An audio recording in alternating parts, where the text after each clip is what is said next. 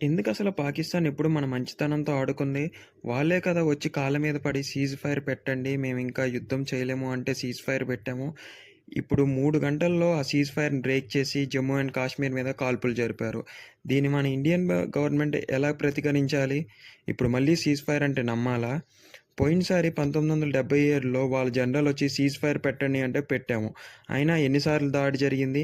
అరే 3 గంటల్లో cease fire break అయిపోయిందంటే ఇప్పుడు ఇండియన్ ఆర్మీ ఎలాంటి చర్యలు తీసుకోవాలి వాళ్ళ మీద? అదీగాక పాకిస్తాన్‌కి $1 బిలియన్ మళ్ళీ ఫండింగ్ వచ్చింది ఐఎంఈ నుంచి.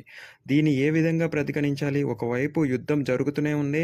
వాళ్ళ జెట్స్ అన్నీ కోల్పోతూ ఉన్నారు. మళ్ళీ ఫండింగ్ వస్తుంది. సీజ్ ఫైర్ బ్రేక్ చేస్తున్నారు. దాని వెనకాల చైనా ఉందని తెలుసు. మన ఇండియా ఇప్పుడు రష్యా హెల్ప్ తీసుకోబోతుందా? If Russian army and Russian jet planes కూడా రావాల్సి ఉందా తెలియాల్సి ఉంది. మన ఛానల్ సబ్స్క్రైబ్ చేసుకొని కింద వీడియోలో కంప్లీట్ ఇన్ఫర్మేషన్ ఉంది చూసేయండి. అదే కాకుండా డిస్క్రిప్షన్లో మన టెలిగ్రామ్ మరియు వాట్సాప్ కమ్యూనిటీ కూడా ఉంది. ఇమీడియట్గా జాయిన్ అయిపోండి. రెగ్యులర్ అప్డేట్స్ ఇస్తూనే ఉంటాను.